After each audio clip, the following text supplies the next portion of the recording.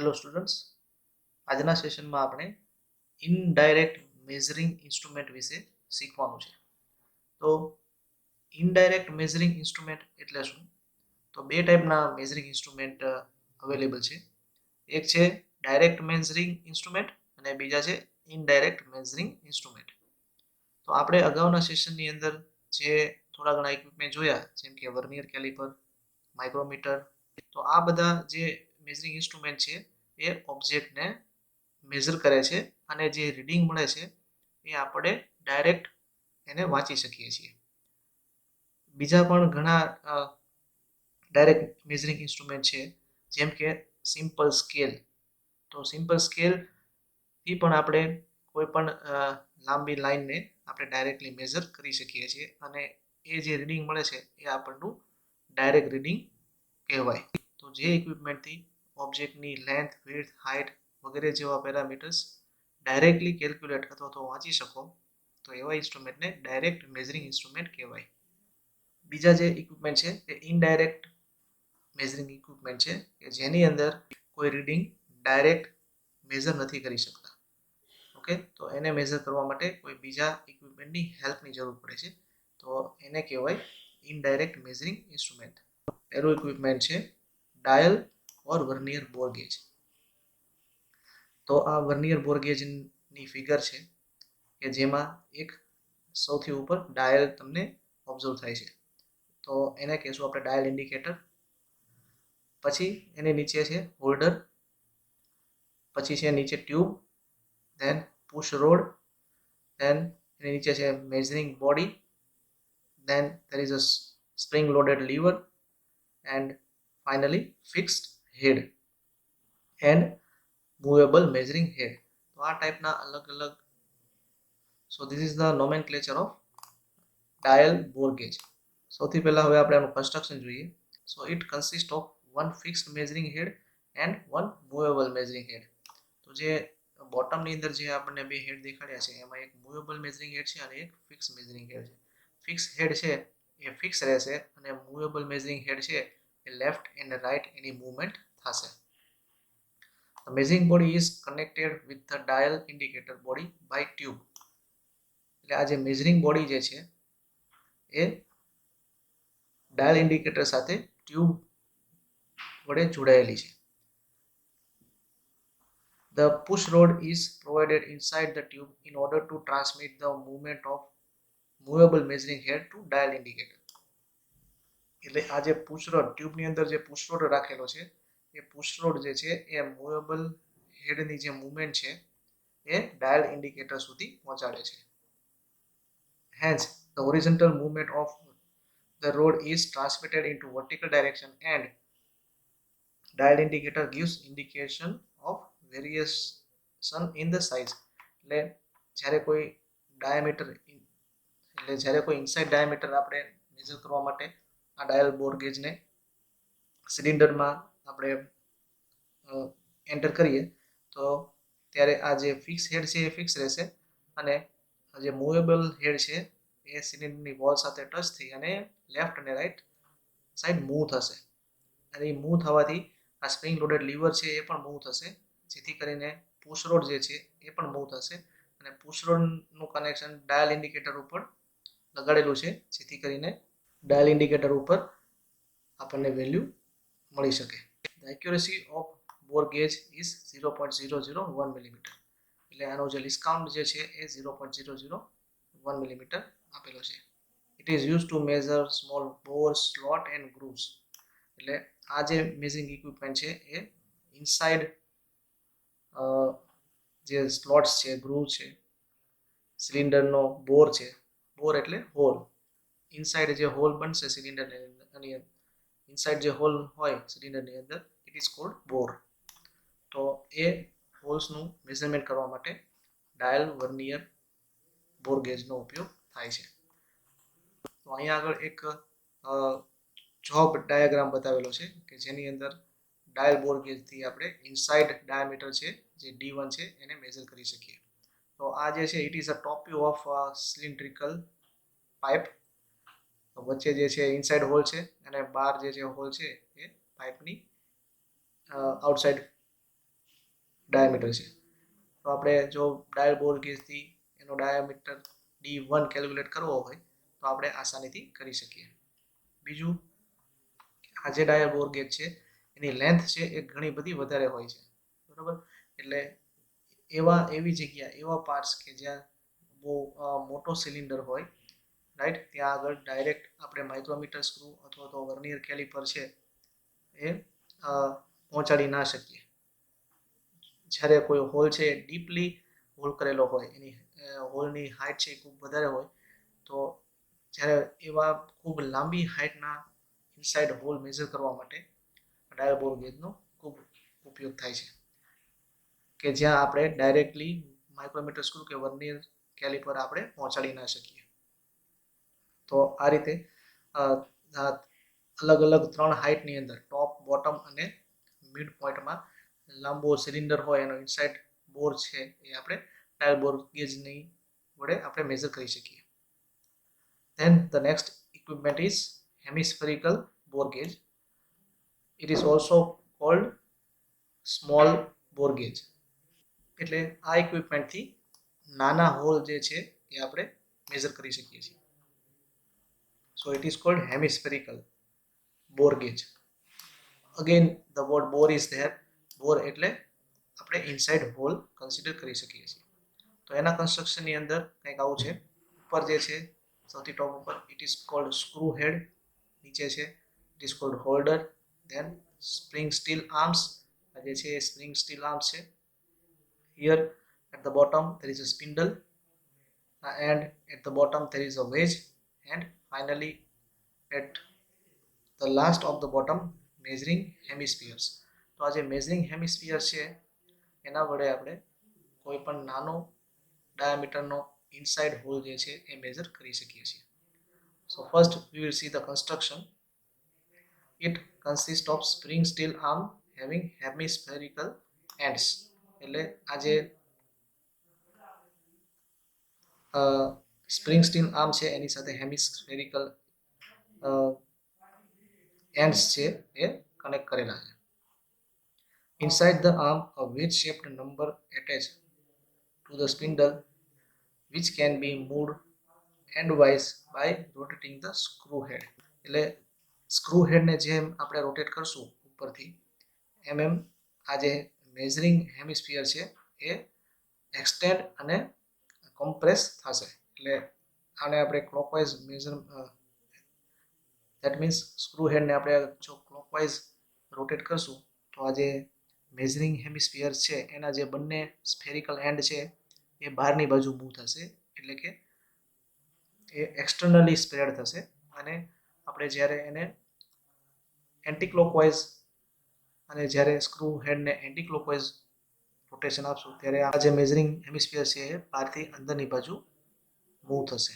Due to up and down of wedge member with spindle, the hemisphere end expand and contract as per the size of the bore. એટલે જે રીતે screw હેડની આપણે rotate કરશું clockwise કે anti clockwise, એ રીતે જે measuring hemisphere છે એ diameter જે આપણે મેઝર કરવાનો છે એની અંદર આ મેઝરિંગ હેમિસ્ફિયરને આપણે ઉતારી અને સ્ક્રૂ હેડ વડે એ જે ડાયામીટર છે એની ઇનસાઇડ વોલ જે છે એની સાથે આ મેઝરિંગ હેમિસ્ફિયરને આપણે ટચ કરાવવો પડશે. Then the gauge is taken out and reading noted down by measuring over the hemisphere with micrometer.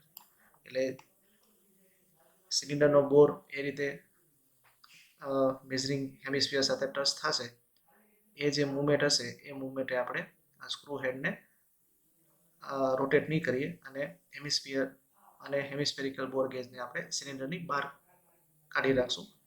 અને જે મેઝરિંગ હેમિસ્ફિયર જે પોઝિશનમાં હશે એ પોઝિશન પર આપણે માઇક્રોમીટર સ્ક્રૂ વડે હેમિસ્ફિયરનું આઉટસાઇડ ડાયામીટર છે એ મેઝર કરશું. It is available in 4 sizes to measure from 3 mm to 12 mm diameter of bore. એટલે 3 mm ના ડાયામીટરથી 12 mm ના ડાયામીટર સુધીના જે બોર છે એ આ હેમિસ્ફેરિકલ બોર ગેજથી આપણે મેઝર કરી શકીશું. મેં પહેલાં જ વાત કરેલી કે આ જે ઇક્વિપમેન્ટ છે એ ઇનડાયરેક્ટ મેઝરિંગ ઇક્વિપમેન્ટ છે. એટલે આ ઇક્વિપમેન્ટથી આપણને બોરની ડાયરેક્ટ વેલ્યુ જાણવામાં નહીં આવે. આપણે એ બોરની વેલ્યુ મેઝર કરવા માટે માઇક્રોમીટર અથવા તો વર્નિયર કેલિપરનો યુઝ કરવો પડશે. અને બોરની અંદર જે મેઝરિંગ હેમિસ્ફિયર સેટ થશે એ ડાયામીટરની લેન્થ આપણે માઇક્રોમીટર અથવા તો વર્નિયર કેલિપરથી મેઝર કરવી પડશે. એટલા માટે આ જે ઇક્વિપમેન્ટ છે એ ઇનડાયરેક્ટ મેઝરિંગ ઇક્વિપમેન્ટ કહી શકાય. Application: it is an indirect measuring internal diameter of hole, slot and groove etc. એટલે આ ઇનડાયરેક્ટ મેઝરિંગ ઇક્વિપમેન્ટ છે કે જે ડાયામીટરના ઇનસાઇડ હોલ, ઇનસાઇડ સ્લોટ અને ઇનસાઇડ ગ્રુવ છે એ મેઝર કરી શકે છે. The next equipment is telescopic gauge. So first we see the figure. તો ટેલિસ્કોપિક ગેજથી કોઈ પણ વર્કપીસને કઈ રીતે મેઝર કરી શકાય એનો પિક્ચર પણ આ ફિગરમાં આપેલું છે. સૌથી પહેલા ટોપ ઉપર જે છે that is locking screw, then handle, then spindle, then telescopic rods, spherical end and tube. This is also one kind of indirect measuring instrument. તો આ ઇક્વિપમેન્ટથી પણ કોઈ પણ સિલિન્ડરના ઇનસાઇડ બોર, સ્લોટ કે ગ્રુવ્સ છે એ આપણે મેઝર કરી શકીએ. તો અહીંયા જે સ્ફેરિકલ એન્ડ બતાવ્યા છે એ આ ટ્યુબની અંદર જે છે એ ફિક્સ કરેલા હોય છે અને એ સ્ફેરિકલ એન્ડ હોય છે એ સ્પ્રિંગ્સ સાથે એટેચ કરેલા હોય છે. જ્યારે આપણે એ લોકિંગ સ્ક્રૂથી એને ઓપન કરશું ત્યારે એ જે સ્ફેરિકલ એન્ડ જે છે એ એક્સટેન્ડ થઈ અને બહારની બાજુ સ્પ્રેડ થઈ જશે. એટલે રાઈટ સાઈડનો સ્ફેરિકલ એન્ડ છે એ રાઈટ સાઈડ બહાર નીકળશે, લેફ્ટ સાઈડનો સ્ફેરિકલ એન્ડ છે લેફ્ટ સાઈડ બહાર નીકળશે. રાઈટ. અને આ રીતે વર્કપીસની અંદર એ બંને સ્ફેરિકલ એન્ડને વર્કપીસની જે વોલ છે ઇનસાઇડ વોલ એની સાથે ટચ કરી અને આપણે એ પોઝિશનને લોકિંગ સ્ક્રૂ વડે લોક કરી શકીએ છીએ. અને પછી આ ટેલિસ્કોપિક ગેજને બહાર કાઢી અને સ્ફેરિકલ એન્ડને નું જે પોઝિશન હશે એ પોઝિશનને આપણે માઇક્રોમીટરથી અથવા તો વર્નિયર કેલિપરથી મેઝર કરીને આપણે કોઈ પણ ઓબ્જેક્ટના ઇનસાઇડ બોર અથવા તો ઇનસાઇડ સ્લોટ અથવા તો ઇનસાઇડ ગ્રુવ છે એ મેઝર કરી શકીએ છીએ. So let's see the construction first. So it consists of handle, two telescopic rods and locking screw. So it is handle, telescopic rod and locking screw. One end of the handle is connected with the tube in which the telescopic rod slides. એટલે એક tube છે એની અંદર જે telescopic road છે એ slide થશે. The telescopic rods having spherical contact and are forced apart by the internal spring. એટલે આ ટ્યુબની અંદર સ્પ્રિંગ માઉન્ટ કરેલી હશે. એ સ્પ્રિંગથી એ બહારની બાજુ જે સ્ફેરિકલ એન્ડ છે એ ટ્યુબની બહારની બાજુ સ્પ્રેડ થશે. For taking the measurement, the telescopic rod are compressed against the spring and insert into the hole whose diameter to be measured, then extended to touch the wall of the hole. એટલે જે વર્કપીસનું એટલે આ ફિગરમાં બતાવેલું છે કે જે વર્કપીસનું આપણે inside diameter slot measure કરવો છે એની અંદર આ ટેલિસ્કોપિક ગેજને ઇન્સર્ટ કરવામાં આવશે અને એના બંને જે ટેલિસ્કોપિક રોડ્સ છે એ વર્કપીસની જે વોલ છે એની સાથે ટચ કરવામાં આવશે. They are the locked in position by means of locking screw. અને એ જે પોઝિશન હશે એ પોઝિશનને આપણે લોકિંગ સ્ક્રૂ વડે લોક કરી રાખશું. Then it is taken out from the hole and size of the extended rods can be measured with the micrometer or vernier caliper. અને પછી એ પોઝિશનમાં આ ટેલિસ્કોપિક ગેજને બોરમાંથી બહાર કાઢીને આપણે જે ટેલિસ્કોપિક રોડ્સની જે સાઇઝ હશે એને માઇક્રોમીટર અથવા તો વર્નિયર કેલિપર વડે મેઝર કરીને વર્કપીસની ઇનસાઇડ જે બોર છે અથવા તો સ્લોટ છે અથવા તો કોઈ ગ્રુવ છે એને આપણે મેઝર કરી શકીએ. The height of this telescopic gauge is also very high. એટલે આપણે કોઈ ડીપ બોર છે કે જે ખૂબ જે કે જેની લેન્થ છે એ ઘણી બધી વધારે છે, તો તો એવી કન્ડિશનમાં પણ આપણે આ ટેલિસ્કોપિક ગેજથી આપણે ઇનસાઇડ ડાયામીટર, ઇનસાઇડ બોર મેઝર કરી શકીએ કે જે પોઝિશનની અંદર આપણે ડાયરેક્ટલી માઇક્રોમીટર અથવા તો વર્નિયર કેલિપરને પહોંચાડી નથી શકતા. એટલા માટે એવી કન્ડિશનમાં આપણે આ ઇનડાયરેક્ટ મેઝરિંગ ઇક્વિપમેન્ટનો યુઝ કરીને ઇનસાઇડ બોર છે એ મેઝર કરી શકીએ. Again, the application is to measure hole, slot and grooves of internal diameter, and it is also called indirect measuring instrument. Again, the same job is there, અને આ જે જોબમાં જે inside diameter બતાવ્યો છે એ ઇનસાઇડ ડાયામીટરને આપણે ટેલિસ્કોપિક ગેજ વડે measure કરી શકીએ. સૌથી પહેલા ટેલિસ્કોપિક ગેજને આ હોલની અંદર ઇન્સર્ટ કરવામાં આવશે અને એની જે વોલ જે છે ઇનસાઇડ વોલ એની સાથે ટેલિસ્કોપિક બારને ટચ કરાવીને એ પોઝિશનને લોક કરીને ટેલિસ્કોપિક ગેજને બહાર કાઢી અને પછી જે ટેલિસ્કોપિક રોડ્સ છે એને માઇક્રોમીટર અથવા તો વર્નિયર કેલિપર વડે મેઝર કરીને આ જોબનો આપણે ઇનસાઇડ બોર મેઝર કરી શકીએ છીએ. So these three equipment are called indirect measuring instrument. Now the next instrument is slip gauge. So first we see the construction of slip gauge. It is a rectangular block made up of high grade hardened steel. એટલે અહીંયા આગળ એક cuboid જેવી આપણને figure દેખાડેલી છે કે જેની અંદર લેન્થ, વિડ્થ અને હાઇટ એ બતાવેલી છે. એટલે સ્લીપ ગેજ છે એ આવી વેરિયસ સાઇઝના બ્લોક છે કે જે હાઈ ગ્રેડ હાર્ડન સ્ટીલના બનેલા છે. After being hardened, they are carefully finished by high grade lapping to a high degree of finish, flatness and accuracy.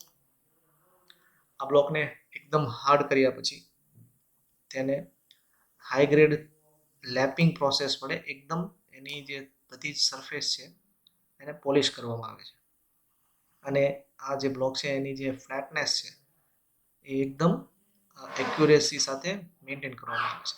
એટલે આ જે બ્લોક જે છે એ હાર્ડન સ્ટીલના બનેલા છે જેની ઉપર લેપિંગ પ્રોસેસ કરેલી હોય અને એકદમ મિરર ફિનિશ આપણે કહી શકાય, કાચ જેવું ફિનિશ, એવું finish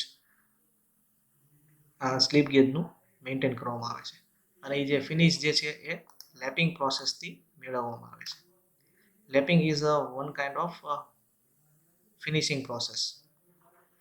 And slip gauges are generally available in sets, normally set of 45 M45 having total 45 pieces of different dimensions and special set M87 having total 87 pieces of different dimensions. એટલે જે slip gauge છે એ સેટમાં મળે છે. તો પહેલો જે set છે એ 45 પીસીસનો છે. એટલે આવા 45 અલગ અલગ સાઇઝના સ્ટીલના જે ક્યુબોઇડ છે એ બનાવેલા હોય છે. અને બીજો જે છે special set A it is 87 pieces.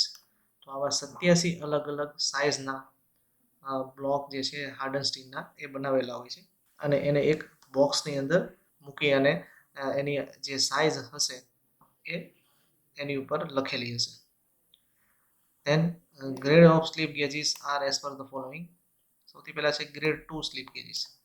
So these are workshop grades for rough checks and used for preliminary settings up of components where the production tolerances are relatively wide.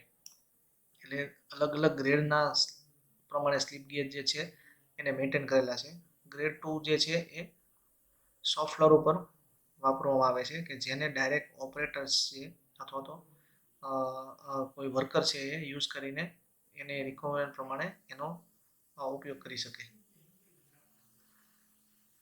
અને એ સમયે જે ટોલરન્સ છે એટલે કે જે છૂટછાટ હશે બરાબર ઓબ્જેક્ટની અંદર, પ્રોડક્શનની અંદર એ રિલેટિવલી વાઇડ હશે. એટલે કે એવું હાઈ પ્રિસિઝન વર્ક જ્યાં કરવાનું ન હોય એવી કન્ડિશનની અંદર આ સ્લીપ ગેજ જે છે એ ગ્રેડ 2 સ્લીપ ગેજ છે એનો ઉપયોગ થાય છે. Then grade 1 slip gauge. These are used for more precise work such as setting up sign bar, checking gauges and setting dial test indicator to 0. એટલે ગ્રેડ 1 કેટેગરીના slip gauge છે એની જે accuracy છે એની પ્રિસિઝન છે એ થોડા વધારે પ્રિસાઇઝ વર્ક કરવા માટે બનેલી છે. એટલે જ્યાં આગળ સેટિંગ કરવાનું હોય, રાઈટ, અને 0-0 મેચ કરવાનું હોય એવી કન્ડિશનની અંદર પ્રિસાઇઝ વર્કની અંદર ગ્રેડ 1 ટાઈપના સ્લીપ ગેજ છે એનો ઉપયોગ થાય છે. Then grade O type slip gauge. So these are used for inspection of bulbs in the quality control department where high precision is required. એટલે ગ્રેડ O છે એ ગ્રેડ 1 કરતાં પણ પ્રિસાઇઝ વર્કની અંદર એનો ઉપયોગ થાય છે. And finally grade OO. So these grades are standard tool room. These grades are used in standard tool room where highest precision is required, such as checking grade 1 and grade 2 slip gauges. એટલે grade 2 અને grade 1 slip gauge okay છે કે not okay એનું checking કરવા માટે જે slip gauges વપરાય છે એ ગ્રેડ OO કેટેગરીના હોય છે. ગ્રેડ OO કેટેગરીના સ્લીપ ગેજથી ડાયરેક્ટ ઓબ્જેક્ટને મેઝર કરવામાં આવતો નથી, પણ આ જે સ્લીપ ગેજ છે એ ગ્રેડ 1 અને ગ્રેડ 2 ટાઈપના સ્લીપ ગેજને કેલિબ્રેટ કરવા માટે થાય છે. દરેક સ્લીપ ગેજ છે આ દરેક ગ્રેડના જે સ્લીપ ગેજ છે એ 45 અથવા તો 87ના સેટમાં જ મળે છે, પણ એની જે ક્વોલિટી હશે એ સ્લીપ ગેજની એ પ્રમાણે વેરી થઈને એનો ઉપયોગ આપણે અલગ અલગ રીતે કરી શકીએ છીએ. Then wringing of slip gauge. આ એક ખૂબ સ્પેશિયલ એપ્લિકેશન છે કે જેની વડે આપણે બે અલગ અલગ સ્લીપ ગેજને એકબીજા સાથે ફિક્સ કરી શકીએ છીએ. સો એ જે પ્રોસેસ છે અહીંયા ફિગર વડે બતાવેલી છે. જ્યારે પણ આપણે આ જે અલગ અલગ સેટ જે આપેલા છે અલગ અલગ સાઇઝના જે બ્લોક હશે એ અલગ અલગ સાઇઝના બ્લોક વડે આપણે કોઈ પર્ટિક્યુલર હાઇટ અથવા તો લેન્થ બનાવવી હોય તો એ સ્લીપ ગેજને એકબીજા સાથે ફિક્સ કરવા પડે અને આપણે આપણી રિક્વાયરમેન્ટ પ્રમાણે અલગ અલગ હાઇટ છે એ બનાવી શકીએ છીએ. તો એ સ્લીપ ગેજને એકબીજા સાથે કઈ રીતે ફિક્સ કરવા એની માટેની જે પ્રોસેસ છે એને રિંગિંગ પ્રોસેસ કહેવાય. તો તમે જોઈ શકો છો કે આ નીચે જે એક સ્લીપ ગેજ આપેલો છે પહેલી ફિગરમાં એની ઉપર બીજો સ્લીપ ગેજ છે એને ફિક્સ કરે છે. તો એની માટે એ સ્લીપ ગેજને સ્લાઇડ કરવામાં આવે છે નીચેના સ્લીપ ગેજ ઉપર. તો એ સ્લાઇડ કરશો તો આ રીતે સ્લીપ ગેજને એકબીજા ઉપર સ્લાઇડ કરશું તો વચ્ચે જે એર ગેપ હશે એ નીલ થઈ જશે અને આ જે ઉપરનો સ્લીપ ગેજ છે એ નીચેના સ્લીપ ગેજ સાથે એક્ઝેક્ટ ફિક્સ થઈ જશે. આ જે સ્લીપ ગેજ છે એની જે સરફેસ ફિનિશ છે એ બહુ જ હાઈ ગ્રેડની હોય છે, જેથી કરીને બંને સ્લીપ ગેજ છે આ રીતે એકબીજા ઉપર સ્લીપ કરવાથી એકબીજા સાથે ફિક્સ થઈ જાય છે. એ જ રીતે આ બીજી ફિગરમાં જે છે એમાં નીચેના સ્લીપ ગેજ ઉપર જે સ્લીપ ગેજ મૂકેલો છે એ 90 ડિગ્રીએ રાખેલો છે અને 90 ડિગ્રીએ થી એ સ્લીપ ગેજને ક્લોકવાઇઝ રોટેટ કરી અને એકબીજા સાથે પેરેલલ મેચિંગ કરી શકાય છે. આ રીતે કરવાથી પણ બે સ્લીપ ગેજ વચ્ચે જે એર ગેપ હશે એ નીલ થઈ જશે અને બંને સ્લીપ ગેજ છે એ લાસ્ટ જે ફિગર 4માં બતાવ્યું છે એ પ્રમાણે એકબીજા સાથે ફિક્સ થઈ જશે. તો આ રીતે અલગ અલગ સ્લીપ ગેજને એકબીજા સાથે ફિક્સ કરવા માટે જે પ્રોસેસ વપરાય છે it is called wringing of slip gauge. So let's see, if two slip gauge blocks are rung together to each other as shown in the figure to obtain proper joint of slip gauge and considerable pull is required to break the joint. એટલે આ રીતે પ્રોસેસથી બે slip ગેજને એકબીજાને જોડવામાં આવે તો એ એકબીજા સાથે ફિક્સ થઈ જાય છે. તો એને રિમૂવ કરવા માટે અથવા તો એને છૂટા પાડવા માટે તમારે કન્સિડરેબલ અમાઉન્ટ ઓફ ફોર્સ લગાડવો પડશે તો એ છૂટા પડશે, રાઈટ. અધરવાઇઝ એ બંને સ્લીપ ગેજ છે એકબીજા સાથે ફિક્સ રહેશે. So it is occur due to molecular adhesion between the mating surface. એટલે આવું જે બને છે એને કારણે એનું જે રીઝન છે એ મોલેક્યુલર એડહેશન છે. બંને સ્લીપ ગેજના મોલેક્યુલ છે એકબીજા સાથે એડહેશનથી જોડાઈ જાય છે.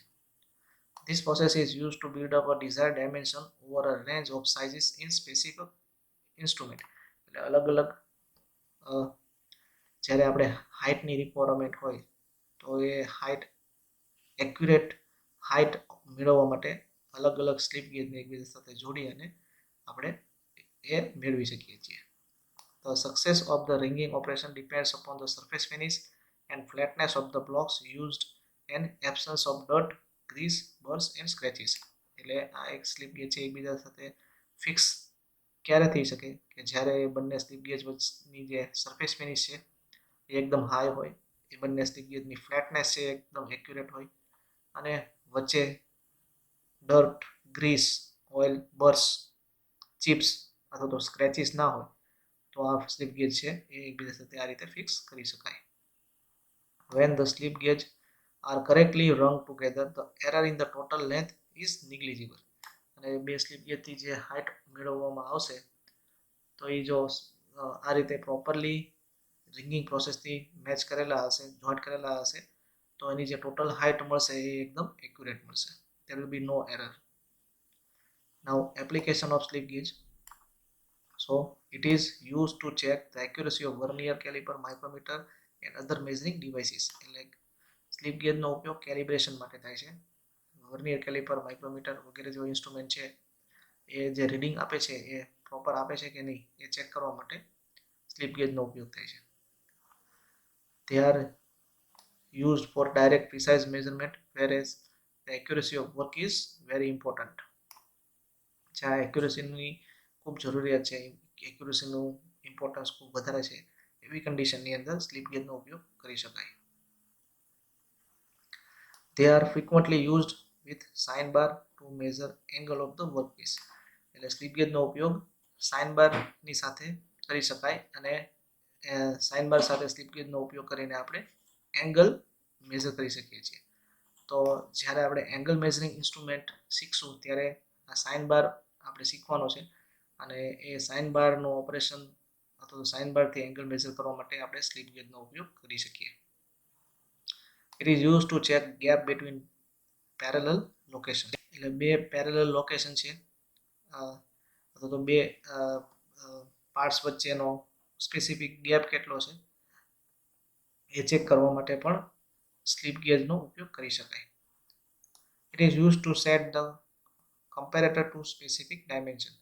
એટલે સ્લીપ ગેજ છે એનો ઉપયોગ કમ્પેરેટર તરીકે પણ કરી શકીએ અને કમ્પેરેટર દ્વારા આપણે એશ્યોર કરી શકીએ કે ઓબ્જેક્ટમાં જે ગેપ જે છે એ ડિઝાયર રિક્વાયરમેન્ટ પ્રમાણે રાખેલો છે કે નહીં. સો this is all about today's session. તો આ સાથે આપણે આજનો સેશન છે અહીંયા કમ્પ્લીટ કરીએ છીએ.